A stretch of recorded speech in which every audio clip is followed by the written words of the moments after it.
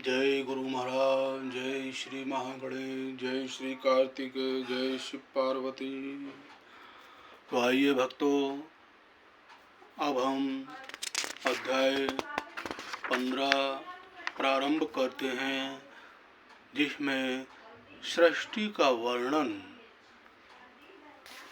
तदनंतर नारद जी के पूछने पर ब्रह्मा जी बोले, हे मुनि, हमें पूर्वोक्त आदेश देकर जब महादेव जी अंतर्ध्यान हो गए, तब मैं उनकी आज्ञा का पालन करने के लिए ध्यानमग्न हो कर्तव्य का विचार करने लगा।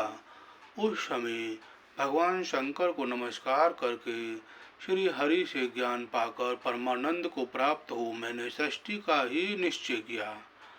तात भगवान विष्णु भी वहाँ सदाशिव को प्रणाम करके मुझे आवश्यक उपदेश दे तत्काल अदृश्य हो गए। वे ब्रह्मांड से बाहर जाकर भगवान शिव की कृपा प्राप्त करके वैकुंठ धाम में जा पहुँचे और सदा वही रहने लगे। मैंने सृष्टि की इच्छा से भगवान शिव और विष्णु का स्मरण करके पहले के रचे हुए जल में अपनी अंजलि डालकर जल को ऊपर की ओर उछाला। इससे वहाँ एक अंड प्रकट हुआ, जो 24 तत्वों का समूह कहा जाता है। विप्रवर वह विराट आकार वाला अंड जड़ रूप ही था। उसमें चेतनता न देखकर मुझे बड़ा संशय हुआ और मैं अत्यंत कठोर तप करने लगा। 12 वर्ष तक भगवान विष्णु के चिंतन में लगा रहा। तात वह समय पूर्ण होने पर भगवान श्री हरि स्वयं प्रकट हुए और बड़े प्रेम से मेरे अंगों का स्पर्श करते हुए मुझसे प्रसन्नता पूर्वक बोले, ओम नमः शिवाय। श्री विष्णु ने कहा, ब्राह्मण, तुम वर मांगो, मैं प्रसन्न हूँ। मुझे तुम्हारे लिए कुछ भी अदेय नहीं है। भगवान शिव की कृपा से मैं सबको देने में समर्थ हूँ। ब्रह्मा जी बोले, अर्थात मैंने कहा, महाभाग, आपने जो मुझ पर कृपा की है वह सर्वथा उचित ही है, क्योंकि भगवान शंकर ने मुझे आपके हाथों में सौंप दिया है। विष्णु, आपको नमस्कार है। आज मैं आपसे जो कुछ मांगता हूँ उसे दीजिए। प्रभु, यह विराट रूप 24 तत्वों से बना हुआ अंड किसी तरह चेतन नहीं हो रहा है, जड़ी भूत दिखाई देता है। हरे, इस समय भगवान शिव की कृपा से आप यहाँ प्रकट हुए हैं, अतः शंकर की सृष्टि शक्ति या विभूति से प्राप्त हुए इस अंड में चेतना लाइए। ओम। मेरे ऐसा कहने पर शिव की आज्ञा में तत्पर रहने वाले महाविष्णु ने अनंत रूप का आश्रय ले उस अंड में प्रवेश किया। उस समय उन परम पुरुष से सहस्त्रों मस्तक, सहस्त्रों नेत्र और सहस्त्रों पैर थे। उन्होंने भूमि को जब सब ओर से घेर कर उस अंड को व्याप्त कर लिया। मेरे द्वारा भली भांति स्तुति की जाने पर जब श्री विष्णु ने उस अंड में प्रवेश किया, तब वह 24 तत्वों का विकार रूप अंड सचेतन हो गया। पाताल से लेकर सत्यलोक की अवधि वाले उस अंड के रूप में यहाँ वहाँ सदा श्री हरि ही विराजने लगे। उस विराट अंड में व्यापक होने से ही वे प्रभु विराज पुरुष कहलाए। पंचमुख महादेव ने केवल अपने रहने के लिए सूर्य कैलाश नगर का निर्माण किया, जो सब लोकों से ऊपर सुशोभित होता है। देवर से संपूर्ण ब्रह्मांड का नाश हो जाने पर भी वैकुंठ और कैलाश, इन दो धामों का यह कभी नाश नहीं होता मुनिशेष, मैं सत्य लोक का आश्रय लेकर रहता हूँ। तात महादेव जी की आज्ञा से ही मुझ में सृष्टि रचने की इच्छा उत्पन्न हुई है। बेटा, जब मैं सृष्टि की इच्छा से चिंतन करने लगा, उस समय पहले मुझसे अनजान में ही पाप पूर्ण तमोगुणी सृष्टि का प्रादुर्भाव हुआ, जिसे अविद्या पंचक पंचवर्वा अविद्या कहते हैं।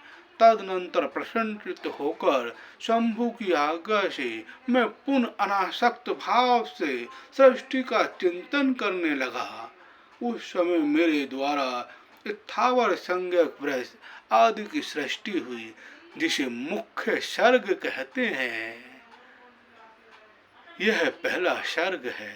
उसे देखकर तथा वह अपने लिए पुरुषार्थ का साधक नहीं है, यह जानकर सृष्टि की इच्छा वाले मुझ ब्रह्मा से दूसरा सर्ग प्रकट हुआ, जो दुख से भरा हुआ है। उसका नाम है त्रिनेत्रोता।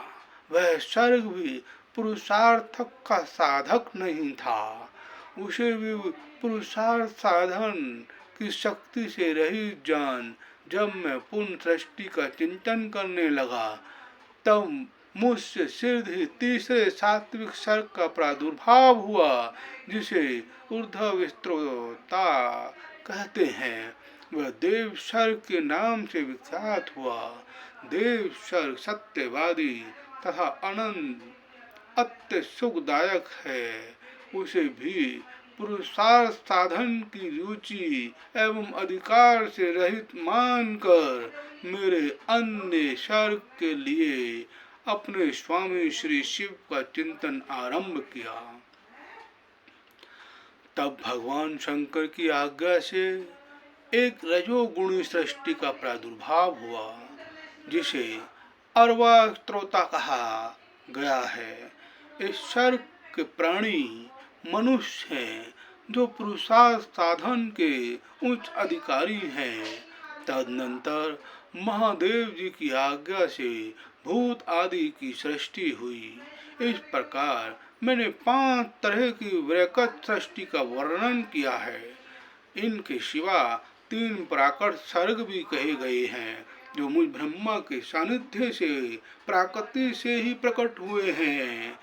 इनमें पहला महत्व का सर्ग है, दूसरा सुषमभूतों को अर्थात तन मात्राओं का सर्ग है, और तीसरा वैकारिक सर्ग कहलाता है। इस तरह ये 3 प्राकृत सर्ग हैं। प्राकृत और वैकृत दोनों प्रकार के सर्गों को मिलाने से 8 सर्ग होते हैं। इनके सिवा 9वां कोमार्ग सर्ग है, जो प्राकृत और वैकृत भी है। इन सब के अभांतर भेद का मैं वर्णन नहीं कर सकता, क्योंकि उसका उपयोग बहुत थोड़ा है। अब द्विजात्मक सर्ग का प्रतिपादन करता हूँ। इसी का दूसरा नाम कुमार सर्ग है, जिसमें सनक सनंदन आदि कुमारों की महत्वपूर्ण सृष्टि हुई। ओम नमः शिवाय। ओम नमः शिवाय। सनक आदि मेरे 4 मानस पुत्र हैं, जो मुझ ब्रह्मा के ही समान है। वह महान वैराग्य से संपन्न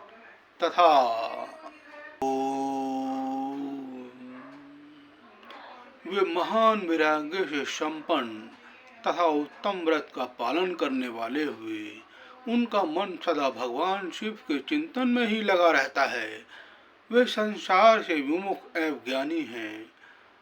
उन्होंने मेरे आदेश देने पर भी सृष्टि के कार्य में मन नहीं लगाया। मुनिशेष नारद सनकादि कुमारों के दिए हुए नकारात्मक उत्तर को सुनकर मैंने बड़ा भयंकर क्रोध प्रकट किया। उस समय मुझ पर मोह छा गया। उस अवसर पर मैंने मन ही मन भगवान विष्णु का सुमिरन किया। वे शीघ्र ही आ गए और उन्होंने समझाते हुए मुझसे कहा, तुम भगवान शिव की प्रसन्नता के लिए तपस्या करो। मुनि श्रेष्ठ, श्री हरि ने जब मुझे ऐसी शिक्षा दी, ओम, तब मैं महाघोर एवं उत्कृष्ट तप करने लगा। सृष्टि के लिए तपस्या करते हुए मेरी दोनों बाहों और नासिका के माध्यम से जो उनका अपना ही अविमुक्त नामक स्थान है, महेश्वर की 3 मूर्तियों में से अत्यंत अन्यतम पुण्यान सर्वेश्वर एवं दया सागर भगवान शिव अर्धनारीश्वर रूप में प्रकट हुए। ओम नमः शिवाय।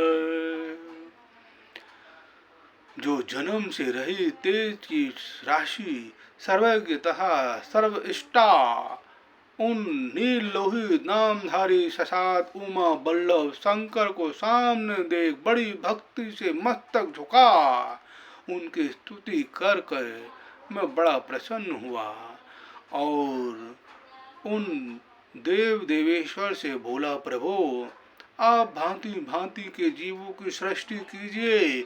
मेरी यह बात सुनकर उन देव आदि देव महेश्वर रुद्र ने अपने ही समान बहुत से रुद्र गणों की सृष्टि की। तब मैंने अपने स्वामी महेश्वर महारुद्र से फिर कहा, देव आप ऐसे जीवों की सृष्टि कीजिए जो जन्म और मृत्यु के भय से युक्त हो। मुनि श्रेष्ठ, मेरी ऐसी बात सुनकर करुणा सागर महादेव जी हंस पड़े और तत्काल इस प्रकार बोले। महादेव जी ने कहा, विधाते, मैं जन्म और मृत्यु के भय से युक्त अशोभन जीवों की सृष्टि नहीं करूंगा, क्योंकि वे कर्मों के अधीन हो दुख के समुद्र में डूबे रहेंगे। मैं तो दुख के सागर में डूबे हुए उन जीवों का उद्धार मात्र करूंगा। गुरु का स्वरूप धारण करके उत्तम ज्ञान प्रदान कर उन सब को संसार सागर से पार लगाऊंगा। हे प्रजापते, दुख में डूबे हुए सारे जीव की सृष्टि तो तुम ही करो। मेरी आज्ञा से इस कार्य में प्रवृत्त होने के कारण तुम्हें माया नहीं बांध सकेगी। मुझसे ऐसा कहकर श्रीमान भगवान नीलोहित महादेव मेरे देखते देखते अपने पार्षदों के साथ वहां से तत्काल तिरोहित हो गए। ओम नमः